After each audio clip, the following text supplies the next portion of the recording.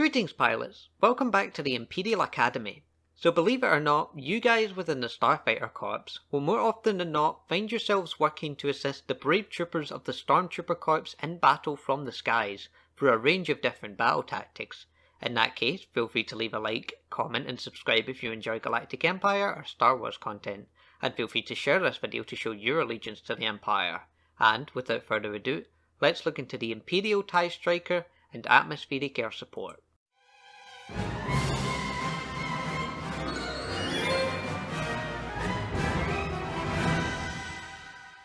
The TIE SK-X-1 Experimental Air Superiority Fighter, or Striker for short, is one of the lesser utilised TIE variants within the TIE family.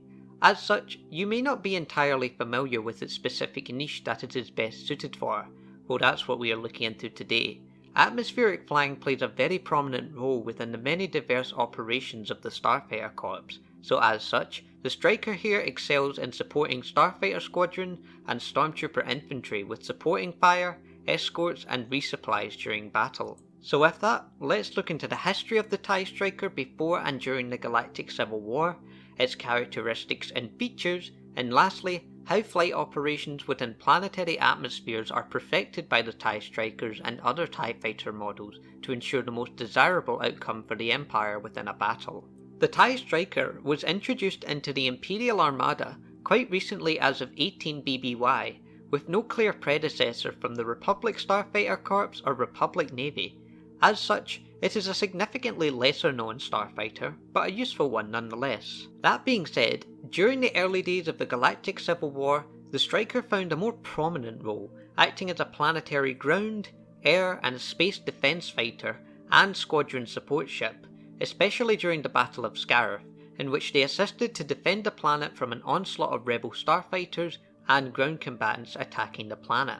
Along with that, the TIE Striker was and still is often utilised by starfighter cadets such as yourselves to get to grips with the controls and handling of flying other TIE Fighter models in space and in battle scenarios. Apart from those few examples, the Striker is often underutilised by the Empire, but remains an extremely effective ship. There are numerous reasons behind this. For a start, the Striker's main feature that makes it very efficient at its job would be its speed, capable of flying up to speeds of 1,500 km per hour within atmosphere and outer space. Faster than the TIE Interceptor, this speed is what allows the Striker to be a dangerous starfighter to go against in a dogfight or a battle, especially within atmosphere, which is where the Striker really shines, cutting through the air like a dagger, and that's no metaphor.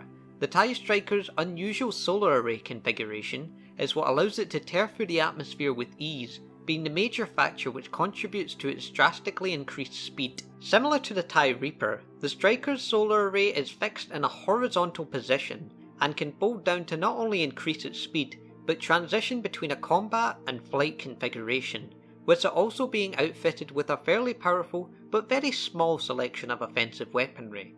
This includes 4 laser barrels, which unleashes a series of powerful bolts that are extremely effective against starfighters, and Armatech's VL-6179 proton bombs, which can inflict devastating damage when sent out in large groups, especially to larger targets, such as capital ships and walkers. So while not boasting a particularly large arsenal, at least when compared to other TIE Fighter models, this does not mean that you should underestimate the Striker.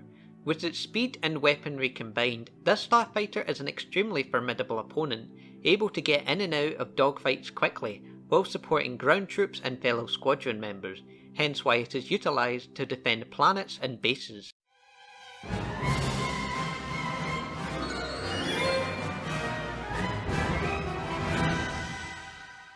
Flying within the atmosphere of planets is no easy feat, even for the Striker which excels at it. With atmospheric flight there are many factors for you pilots to consider, as different planets house different weather or environmental conditions, which can easily affect even the most experienced of squadrons, depending on the conditions of course. Pilots have to contend with factors such as wind speed, precipitation, visibility, lightning and even technical faults that may be detrimental to your starfighter. But it's not only the conditions in the skies that you TIE pilots have to worry about, unless you're on a gas giant, but also ground conditions. This brings me on to my next point about flying in atmosphere. Your job more often than not during these flight operations will be to assist the stormtroopers and combatants on the ground, as well as allied squadrons doing the same thing.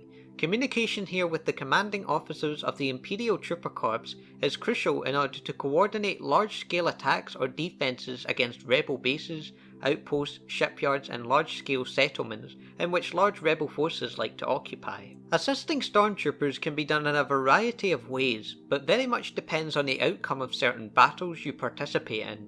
One moment you could be blasting through a trench full of rebels to allow a legion of troopers to break through, and the next, you could be saving platoons or squads from oncoming rebel attacks. Another major part to providing support for troopers is during the entry phase into a battlefield.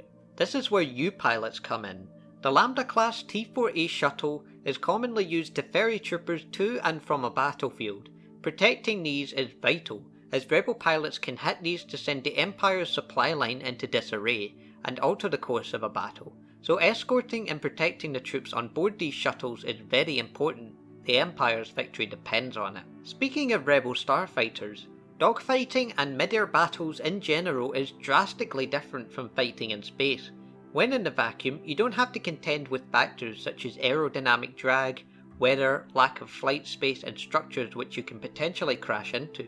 These factors and more exist when it comes to operating a starfighter within the atmospheres of planets or other celestial objects of a similar nature. Although Imperial starfighters such as the TIE Striker have made it conveniently easy for trained pilots to navigate these dangerous environments while supporting the troops on the ground, the squadrons alongside them, and the Star Destroyers in the sky. And with that, I think you now know how to operate the TIE Striker and Imperial starfighters within a planet's atmosphere. Thanks for watching, long live the Empire, and may the Force be with you.